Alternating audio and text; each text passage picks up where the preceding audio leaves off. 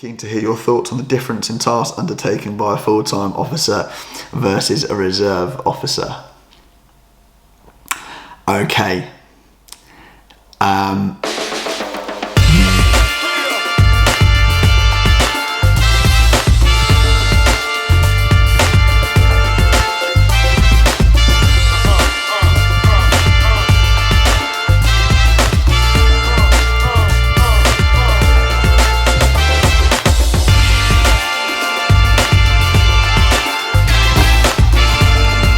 Moving up in the world.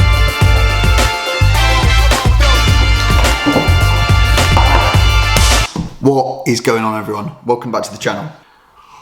Alright, so I put out a question on my Instagram, which was in response to a load of questions that some of you have been asking, all revolving around training, as in fitness training, military training, things about being in. Why is there a video like this needed?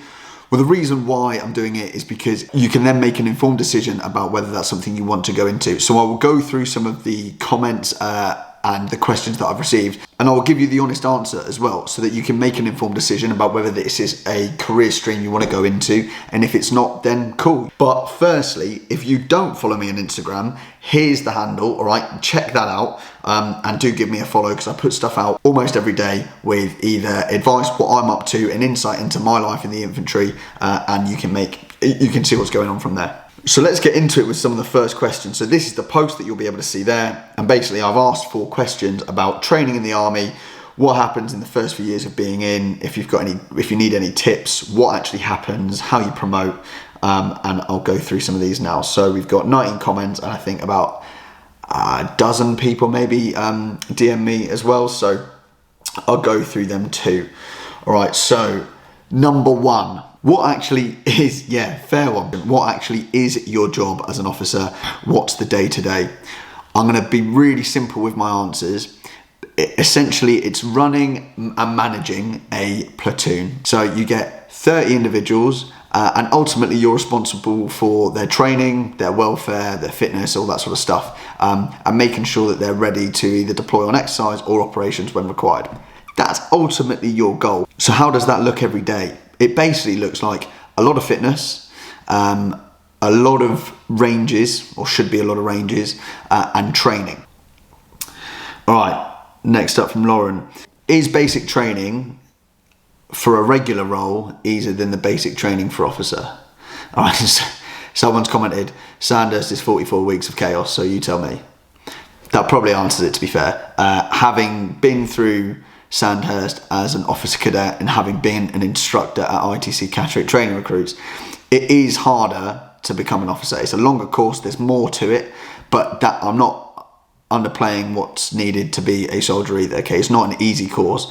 They're both arduous in their own rights. For an officer, it's longer because there's just slightly more there's quite a bit more you need to know before you turn up. You not only do you need to understand how to be a good, competent soldier, you then need to understand how to be a good, competent officer as well.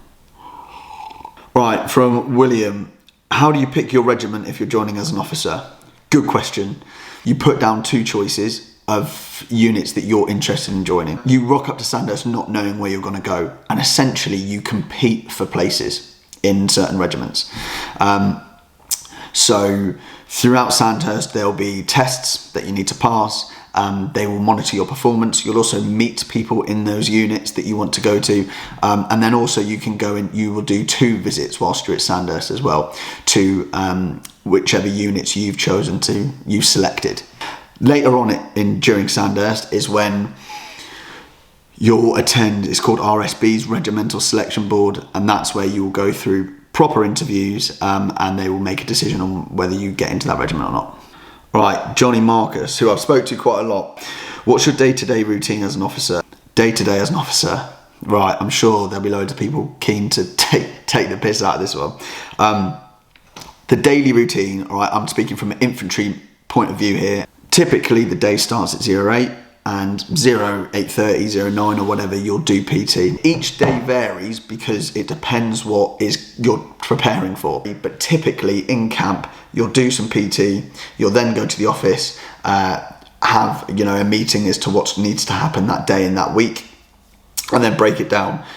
You'll have guys that are going on courses, you'll have guys that are going to be on guard, that you need to make sure, you know, in the right place with the right time, and you need to just manage those individuals as to where they are. That's kind of the gist of it. It's difficult to give you a typical day, but I have tried in another video, so check it out, and I'll put the card there, check it out, see what you think. Right, next up we've got, I plan on going to Sandhurst next year. I'm 18, not currently fit enough, but working hard and getting better steadily. Do you have any advice on what to prepare for or what I should know going in? Yeah.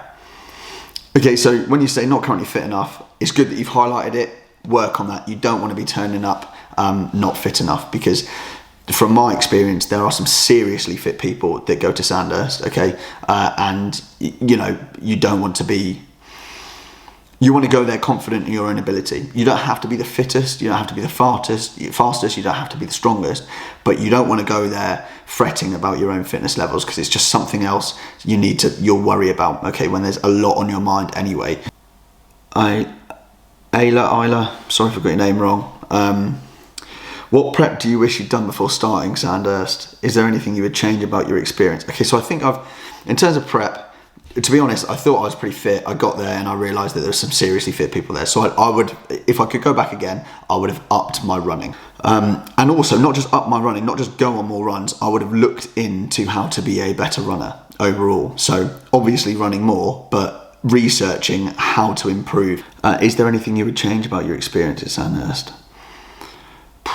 Do you know what? I don't think there's actually anything I'd change. There's ups and downs, there's highs and lows. And that's fine. You sort of accept that when you go in. Marvin, I'm from the Caribbean, a tiny island called St. Lucia, which is part of the Commonwealth. Yes, I know, I've trained quite a few guys from St. Lucia actually. Am I eligible to go to Sandhurst? Yes.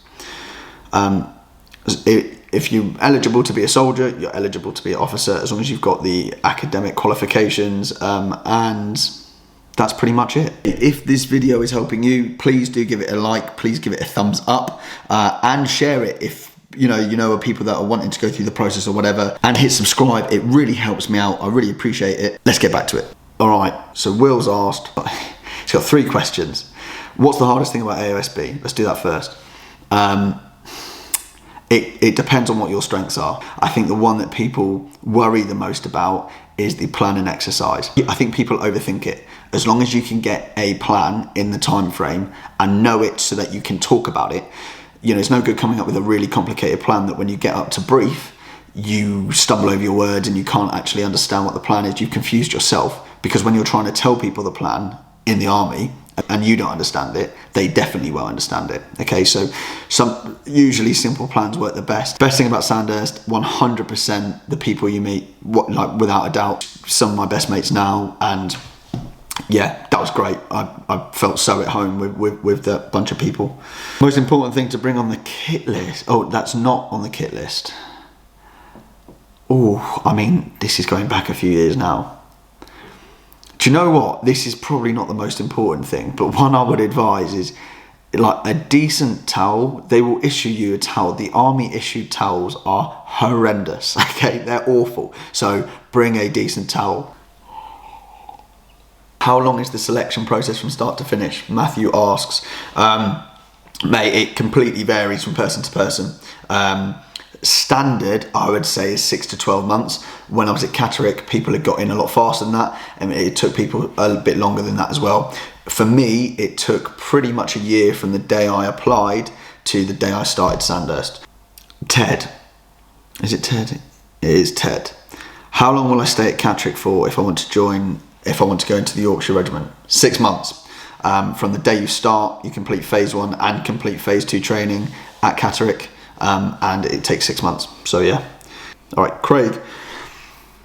Currently in the process of applying for the reserves. Would be keen to hear your thoughts on the difference in tasks undertaken by a full-time officer versus a reserve officer. Okay. Right. There's obviously a difference, right? And that's fine. But there is a difference between the regulars and the reserves, because one does it all the time and one does it part-time. So there's going to be a difference. Some of the tasks I've heard that the reserves get allocated or get given, they sound really cool. I don't know a huge amount about the tasks that they get given, but you know, we've had them attached to us before. I've worked with them a few times before and it's always been sound. There's some gaps in their knowledge, but that's fine. You'd expect that because it's not their full-time job. What I would say, my advice to a reserve officer, if you work with a regular unit, you just got a bit to understand about how that unit works. It works differently from the reserves, and just be keen to learn. Okay, right, so that is the comments done. I'm a few weeks away from starting phase 1. I've been advised to look into military kit insurance. Is it worth the money? Yes, but you should that military kit insurance you will get briefed on when you start training. All right, so I would hold off before you start, because it happens early on in training and you will get military kit insurance. But yeah, for sure, some of the kit you're using costs thousands of pounds. All right, Archie, what's one thing that you were unprepared for at Sandhurst? Oh, mate, just so much. So much stuff. I'd been out of education a while, so I didn't go to university, and I joined at 23. So, you know, there's 5 years there really of not studying anything really. I just went straight into work. So I had to sort of knuckle down on the theory, like the academic side of stuff, which there is. You do war studies, you do like cognitive and behavioural science and stuff. So there's you know, definitely academics involved. You write essays. I probably underestimated just how much the academic side is involved at Sandhurst. And aspiring officers to work on the most out of anything: fitness. 2 is people skills. When picking regiments at Sandhurst, what's the chance you get your first pick? I'd say pretty high, mate. I honestly would say it's pretty high.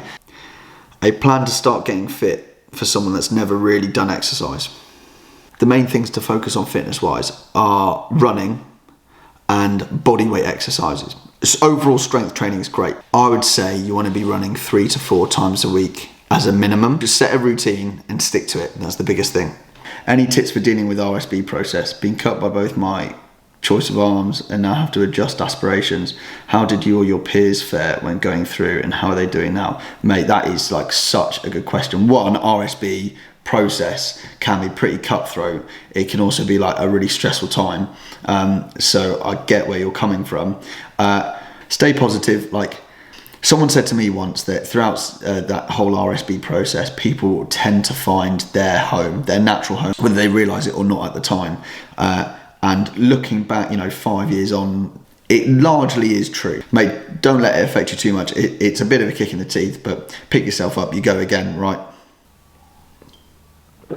Timed pretty well. That is the brew done. That's probably it for this week's video. If you like this sort of stuff, give it a thumbs up. Please do click subscribe. It hugely helps me out.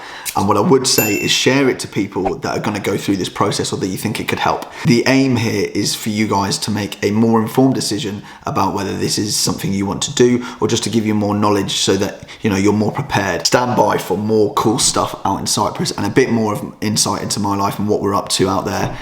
There's definitely some cool things planned in top of just living on a beach. All right, so see you next week with a brand new video.